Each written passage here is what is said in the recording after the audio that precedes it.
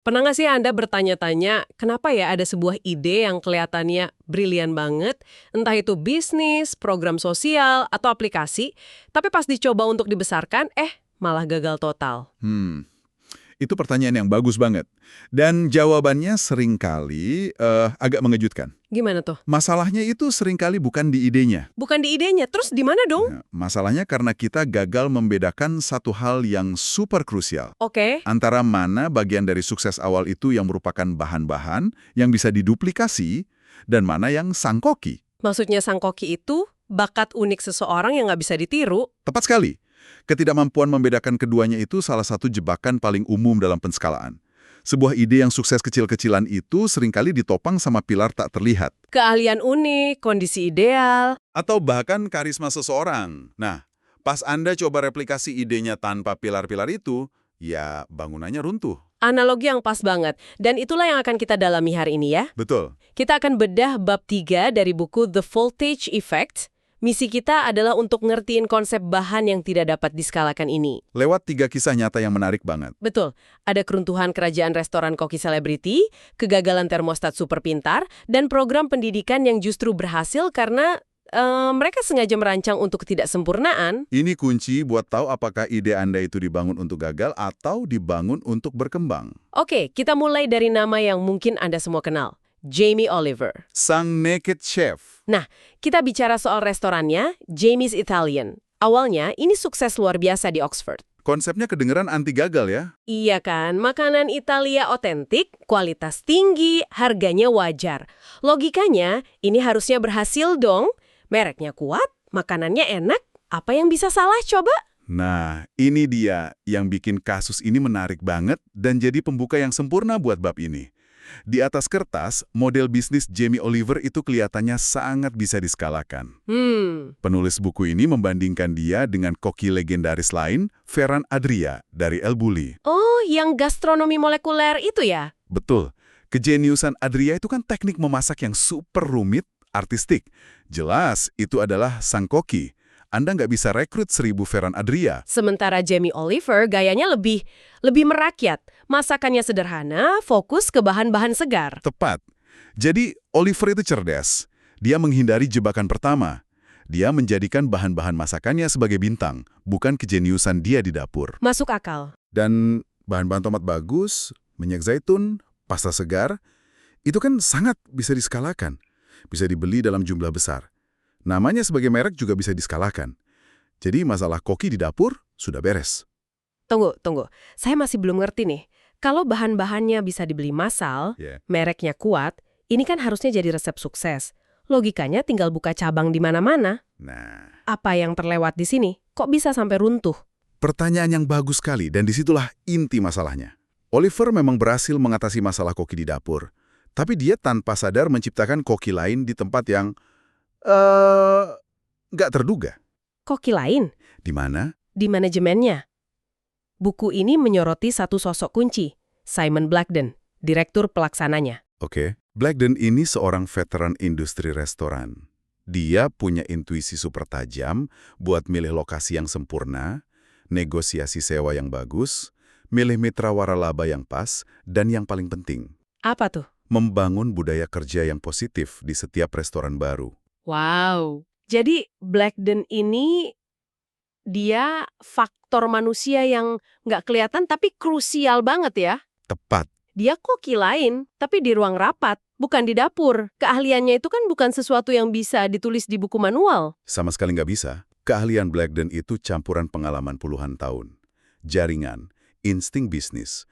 Itu bahan rahasia yang Oliver nggak sadari. Itu sang kokinya. Itu sang koki dalam operasi bisnisnya.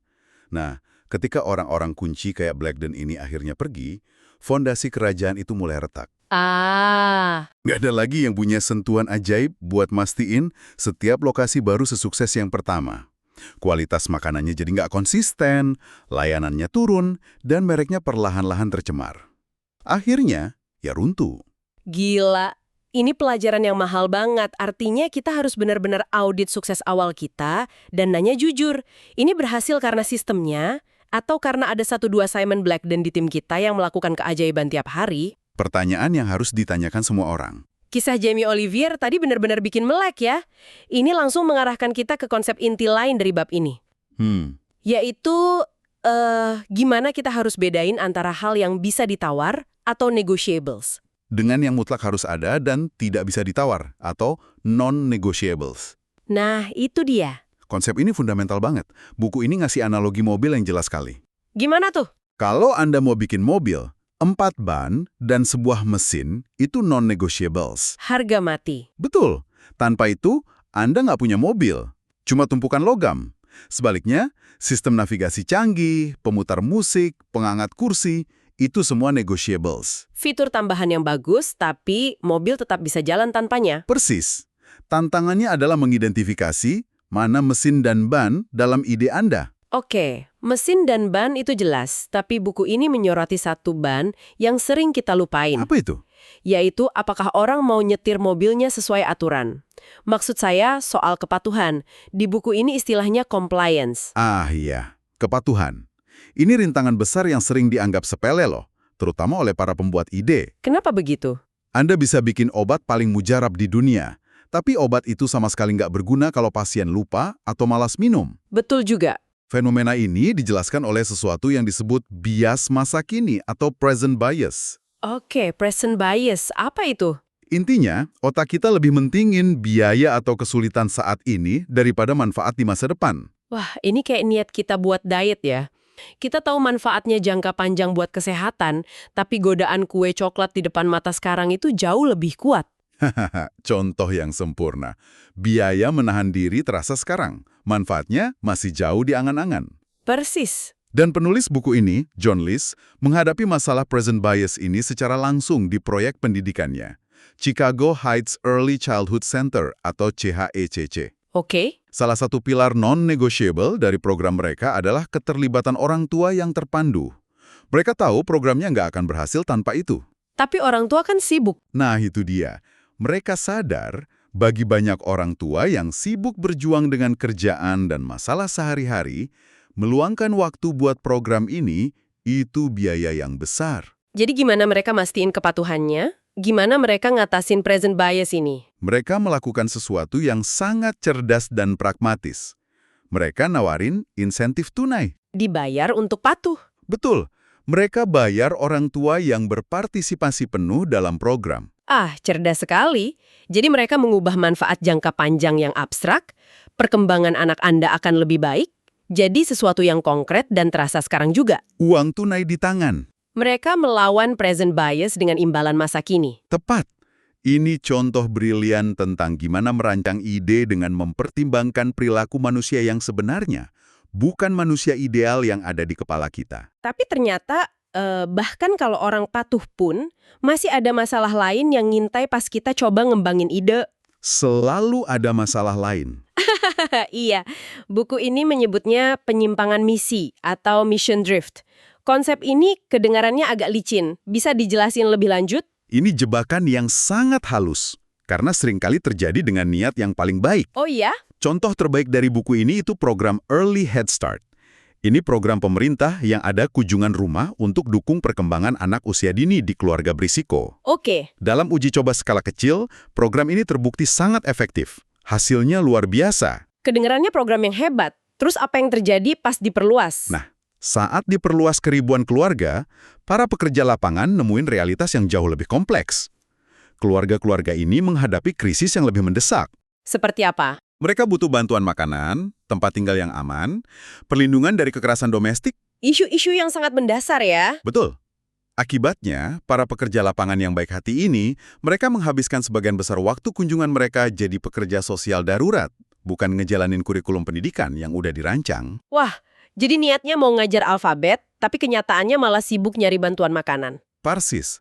Programnya jadi berubah fungsi di lapangan. Dan efektivitas kurikulum aslinya hilang begitu saja. Programnya menyimpang dari misi utamanya. Tepat. Secara esensial, program yang berjalan dalam skala besar itu udah jadi sesuatu yang sama sekali beda dari program yang diuji dan terbukti berhasil. Dan ini bukan cuma terjadi pada program sosial, kan? Tentu saja. Ini juga bisa menimpa produk teknologi. Nah, ini menarik. Ada kisah yang agak lucu tapi juga menyedihkan soal O-Power dan termostat pintarnya. Oke, termostat pintar. Secara teknis, produk ini jenius. Didesain untuk belajar kebiasaan penghuni rumah dan secara otomatis menyesuaikan suhu untuk hemat energi semaksimal mungkin.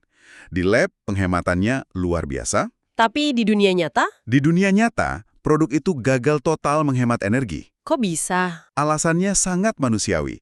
Para insinyur brilian ini merancang produk untuk Homo economicus, manusia superrasional. Yang cuma peduli sama hemat tagihan listrik. Betul, mereka lupa kalau pengguna aslinya itu Homo sapiens, yang punya anjing kesayangan dan benci pulang ke rumah yang dingin. Saya bisa bayangin itu. Orang-orang matiin pengaturan hemat energi karena nggak mau anjingnya kedinginan di rumah. Atau mereka lebih suka boros dikit, asal bisa pulang ke rumah yang udah anget dan nyaman. Betul-betul. Ini pelajaran yang penting banget. Adopsi produk itu nggak sama dengan kepatuhan terhadap tujuan produk. Maksudnya? Orang-orang beli dan pasang termostatnya, tapi mereka nggak pakai sesuai cara yang dirancang untuk hemat energi. Terjadi penyimpangan misi di tingkat pengguna. Produknya ada di dinding, tapi misinya nggak jalan. Tepat sekali. Oke, setelah dengar semua cerita kegagalan ini, Jamie Oliver, masalah kepatuhan, termostat pintar yang dikalahin anjing, rasanya jadi agak pesimis ya. Iya juga. Jadi, apa solusinya? Gimana caranya supaya ide kita nggak jatuh ke lubang-lubang yang sama? Nah, buku ini nawarin sebuah solusi yang cukup radikal dan berlawanan dengan intuisi. Oke, saya suka yang radikal. Apa itu? Sarannya, balik model pengembangan tradisional. Jangan mulai dengan bikin program percontohan yang super sempurna dalam kondisi ideal di lab. Terus mulainya dari mana? Sebaliknya, mulai dengan ngebayangin kayak apa sukses itu dalam skala besar, dengan semua kerumitan dunia nyata dan pengguna rata-rata yang nggak sempurna. Maksudnya kayak yang mereka lakuin pas rekrut guru di proyek CITC itu. Tepat sekali. Itu contoh yang paling gamblang. Gimana itu? Alih-alih berusaha keras rekrut 1% guru superstar buat program percontohan mereka, yang jelas itu bahan atau koki yang nggak bisa diskalakan, mereka sengaja lakuin sebaliknya. Mereka ngapain? Mereka rekrut guru rata-rata dari komunitas lokal. Oh, Tipe guru yang realistis bisa mereka rekrut dalam jumlah ribuan kalau programnya diperluas. jadi mereka nggak bangun program yang cuma bisa dijalanin sama segelintir orang jenius, mereka bangun program yang bisa berhasil di tangan orang normal. Persis. Dengan rekrut guru rata-rata, mereka maksa diri mereka sendiri untuk ngerancang kurikulum dan sistem pendukung yang sangat kuat, jelas, dan gampang diikuti. Jadi sistemnya yang kuat, bukan individunya. Betul. Mereka bangun sistem yang nggak bergantung pada bakat luar biasa individu. Mereka merancang untuk realitas di lapangan, bukan untuk kondisi ideal di atas kertas. Ada satu kalimat kunci di bab ini. Kesempurnaan adalah musuh dari pengskalaan. Wah, itu pemikiran yang kuat sekali. Seringkali kita terobsesi bikin prototip yang sempurna di awal, padahal kesempurnaan artifisial itu sendiri yang justru jadi penghalang. Benar. Kita menciptakan mobil balap F1 yang cuma bisa dikendarai satu orang juara, padahal yang kita butuhin itu mobil keluarga yang bisa diandalkan dan bisa dikendarai siapa saja. Analogi yang sangat-sangat pas. Oke, mari kita tarik benang merahnya. Pelajaran utama dari penelusuran kita hari ini adalah bahwa sukses dalam skala besar itu jauh lebih rumit daripada sekedar punya ide bagus. Jauh lebih rumit.